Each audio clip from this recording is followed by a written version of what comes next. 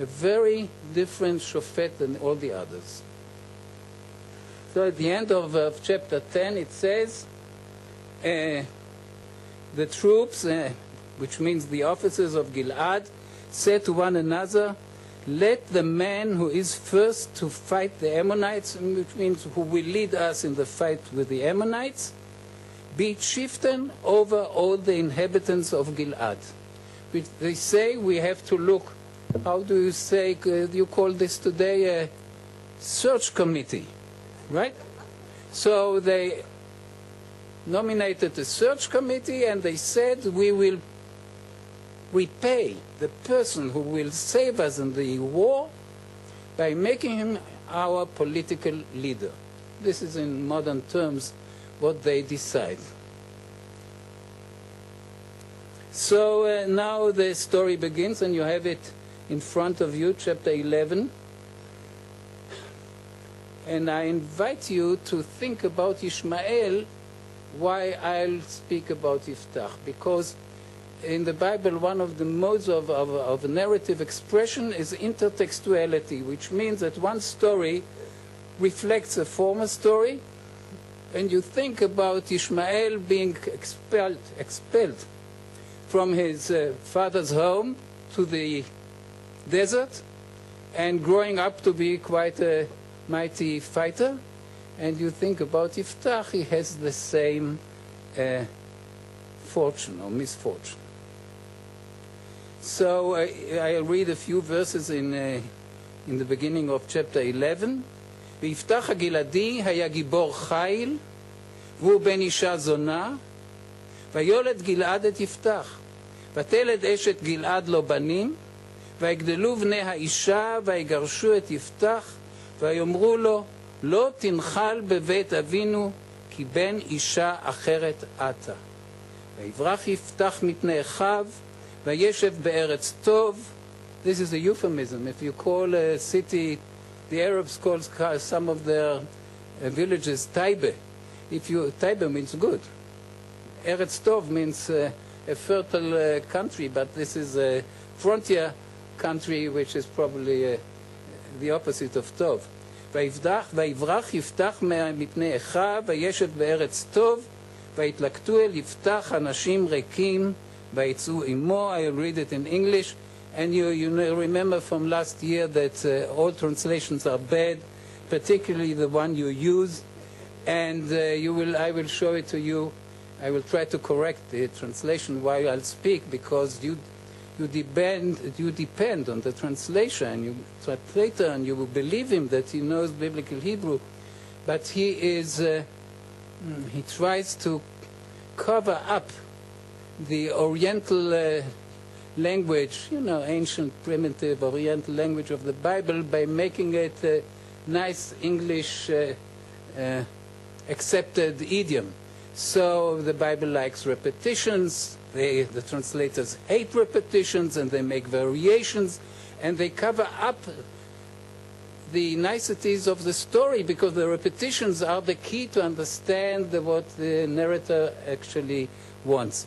So I will try to show you some of these mistranslations. So sometime later, 11. Jephthah the Giladi was an able warrior. He was a great fighter. Gibor Chayil is a stronger word than able warrior. Able means that he is quite good, but not extraordinary hero. So Gibor is hero, and we need a very strong word here instead of able warrior. But English people like understatements, so this is what we get. So you get excited with the Hebrew, emotionally excited. Gibor Chayil, this is what we need. Who is the strongest person in Israel and in Gilad in that time? We know that they need a leader, and it starts. Gibor Chayil. But he has a blemish. He is the son of a prostitute. His father was a prominent person in this tribe.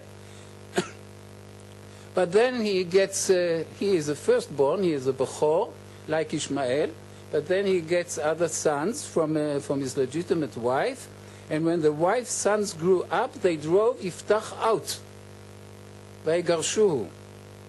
They said to him, you shall have no share in our father's property. And in Hebrew it says, bevet avinu. So it means in the house. It's not only property, you know. House is much bigger, and house is a key word in our story. And if you read it in English, you don't see it. This is really a shame. Because in English, to say you won't have a place in our house sounds very awkward. And it's very difficult to translate this as it should be translated. Anyway, you remember that they say in a stronger expression, אין לך, לא תנחל בבית אבינו.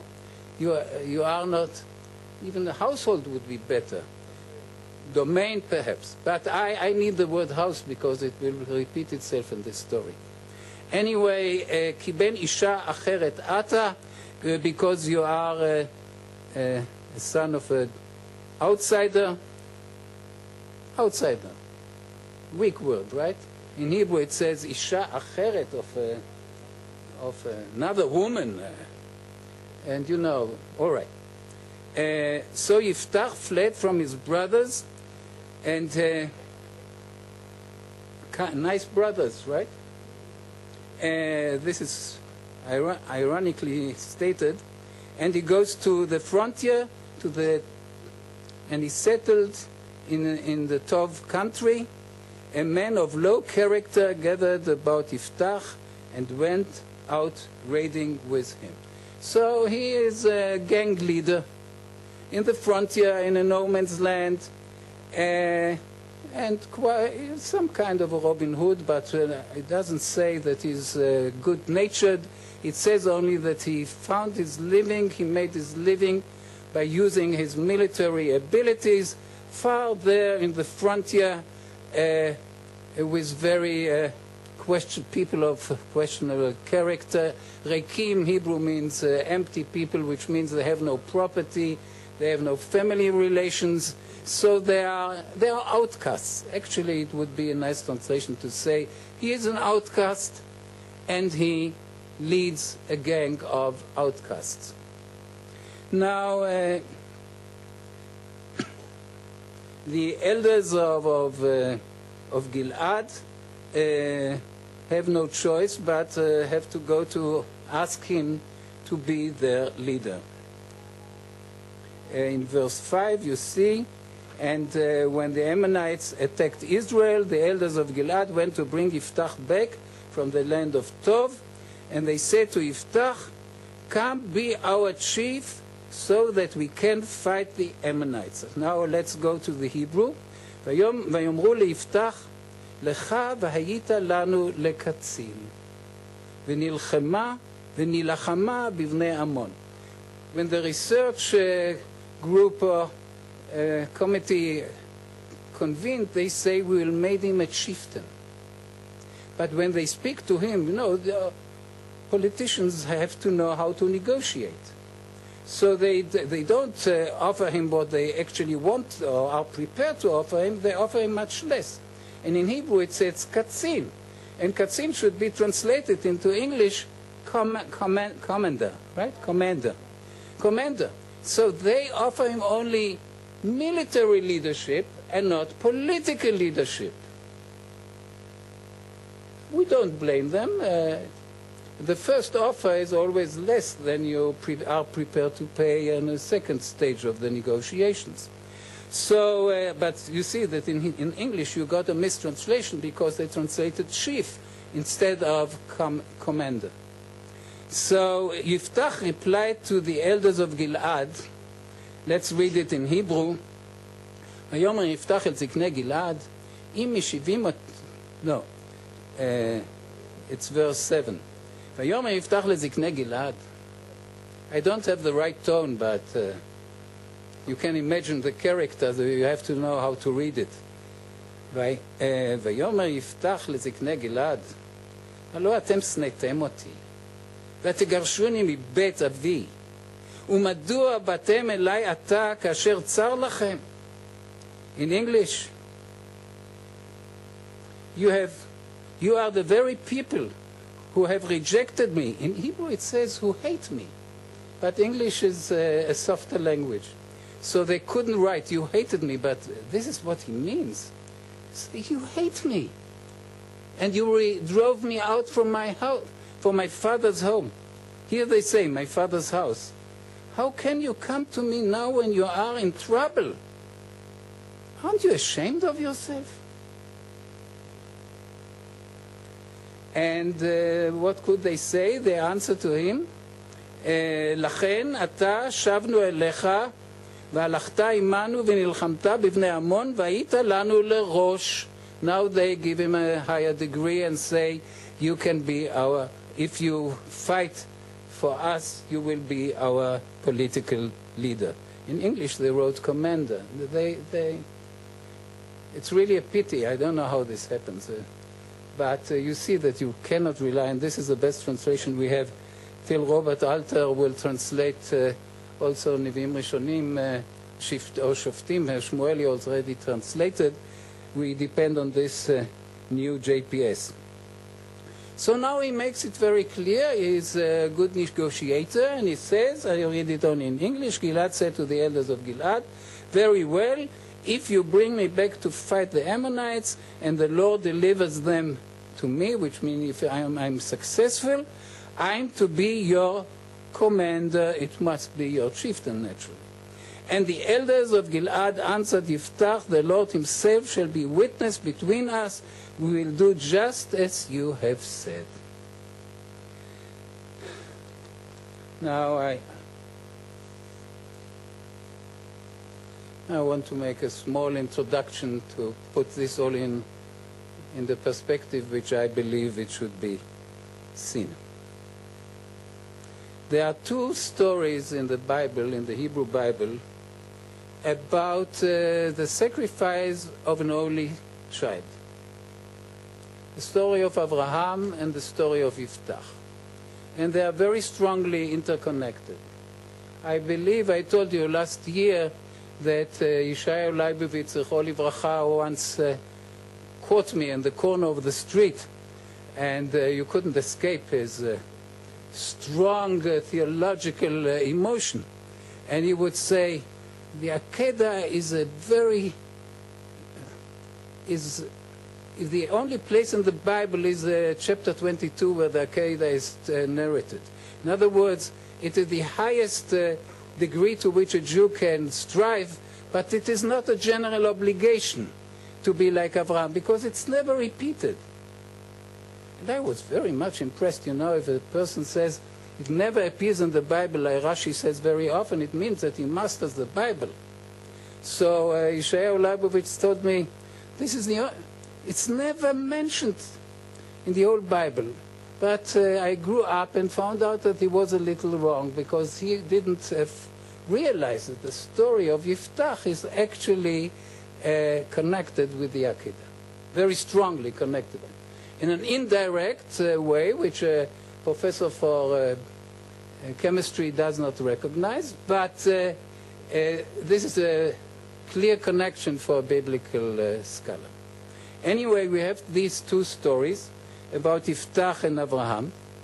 Abraham intended to sacrifice his only son, but God forbade him to do this and sent him as the ram as a substitute.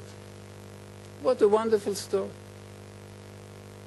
He is a true servant of the Lord, but the Lord does not want him to fulfill his command and sends him a ram instead of Yitzchak. The story of Jephthah is very different, because Jephthah did not intend to sacrifice his only daughter. But God did not prevent him from doing this.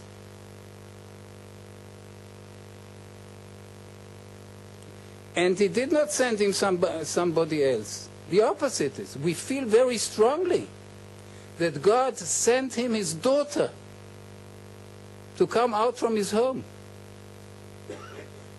Why did this happen?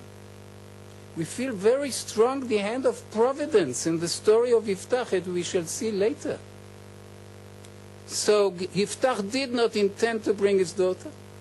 God not only enabled him to do it, but actually played into his hand, not played into his hands, but caused it to happen.